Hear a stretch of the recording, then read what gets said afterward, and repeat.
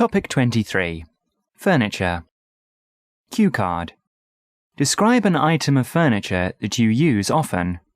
You should say what it is, where it is, what it looks like, and explain how or why you use it. A piece of furniture I use often is a small folding chair. It's made of green canvas, and because it is a folding chair, I can easily put it away and out of sight when I'm not using it. It's convenient for me because my room is small and I don't have space for a lot of furniture. I also don't like clutter, so by putting the chair away after I use it, my room looks a little tidier. My bedroom is the only one place in the house that I have to myself, so I spend a lot of time there either studying or working. I'm in my last year of university, so I have many writing assignments and individual research to do. I do most of my writing on my laptop, so it's convenient and comfortable to sit in my chair with my computer on my lap, either typing or reading or both. As I said, the chair is made of canvas, and of course the frame is aluminium, so it's lightweight and easy to put away and take out whenever I need it. Surprisingly, it is very comfortable for a folding chair, and that was the most important factor for me when I chose it. It was also inexpensive. It's not a very beautiful piece of furniture, but it has definitely been one of the most practical things I've bought in a long time. Part 3. Buying furniture. 1. When, in what situations, do people in China buy furniture? Most people buy furniture at a few main points in their lives. Naturally, when people are getting married is one of those times. Another time is when they buy a new flat. 2. How do people decide what furniture to buy for the home or office? What factors do they consider? Well, they will consider what kind of furniture is needed. They will also look at which room it will go in and how much space they have. The women especially will think about color and style, and what design looks best to them.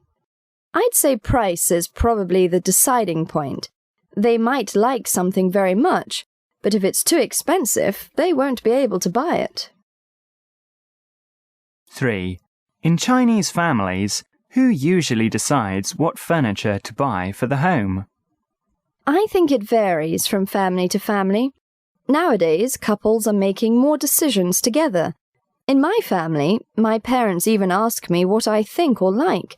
In the past, often the men made decisions that concerned money, but some of those things are changing now. 4. Do people in China prefer traditional or modern styles of furniture? That also depends on the people and the families. I don't think there is any set preference. From my experience, though, I would say many younger couples prefer modern furniture. I think it goes along with other trends in our country. What I mean is that modern or foreign fashions are often more popular and interesting, especially for young people. Maybe I'm different in this way, though, because I think many pieces of traditional furniture in our country are very beautiful. They are also often made better than the modern things. 5. Have there been any recent changes in the kinds of furniture that people in China use? Well, as I said, a lot of foreign influence has come into China, and this is affecting what people buy, including furniture. A very popular furniture store right now in China is IKEA. This is a store from Sweden, and its style of furniture is a big change from the recent and distant past. I think that if people have the money, they may return to the quality furniture from years gone by. Overall, though, the predominant style of furniture that people in China use is modern. Furniture design. 6. What factors should a furniture designer consider when designing a piece of furniture? The use of the particular piece would be the first consideration. A designer would also have to think of the market he is targeting. This would usually indicate the cost of the finished product. This in turn will influence what materials he can use within that price range. 7. What are the qualities of a good furniture designer? I'd say he needs to be artistic and imaginative. At the same time, a designer also has to have quite a bit of practical sense. It's generally no use to design something that is beautiful but impossible to construct. Or maybe the designer can figure out how to build it, but it ends up so expensive that no one can afford it. In any design field, there are people who design something more for art's sake. They don't really expect anyone to buy it, or they hope to find a collector to buy it as a piece of art, more than as something useful. Housing. 8. What kinds of housing are there in China? There are many kinds of housing, just as in other countries. There are flats and houses and also villas, but of course most people can't afford anything other than flats. That is at least the case in the cities. In the rural areas, there are many people who live in houses, but these are usually very simple houses, and these people are usually farmers. 9. How do people decide on the kind of housing they choose to live in? In reality, I don't think most people have a lot of choices, unless they are very rich, and these people are few in number compared to the general population. Most decide on flats because that is all they can afford. Usually, people will try to choose something as close to their workplace as possible. Unfortunately, even in that, there is not much choice, and many people still have to spend a lot of time traveling to and from work. 10. For most Chinese people, what is an ideal house? I think if most Chinese people could choose any house they wanted, they would choose a private individual house rather than a flat. They'd also want something with a garden where they could have flowers and trees and even grow some vegetables. They would also want something big enough that they could have members of their family live with them, or at least a place they could stay if they came for a visit. 11. How has housing changed in China? Nowadays, people live in flats, and often these are in tall buildings if in big cities. In the past, most lived in houses, even if they were small. Some cities had courtyard houses where many family members lived together, and there was a garden in the middle where they could enjoy the outdoors together. You've probably heard of these. They are interesting to foreigners. 12. How will housing change in the future?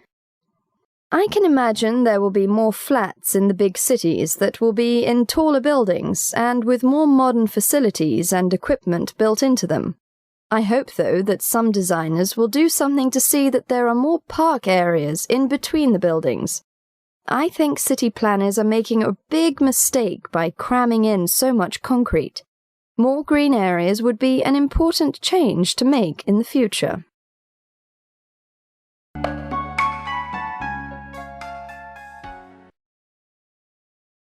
Describe an item of furniture that you use often. You should say what it is, where it is, what it looks like, and explain how or why you use it. 1. When, in what situations, do people in China buy furniture? 2. How do people decide what furniture to buy for the home or office? What factors do they consider? 3. In Chinese families, who usually decides what furniture to buy for the home? 4. Do people in China prefer traditional or modern styles of furniture? 5. Have there been any recent changes in the kinds of furniture that people in China use? 6. What factors should a furniture designer consider when designing a piece of furniture? 7. What are the qualities of a good furniture designer? 8. What kinds of housing are there in China? 9. How do people decide on the kind of housing they choose to live in? 10. For most Chinese people, what is an ideal house? 11. How has housing changed in China? 12. How will housing change in the future?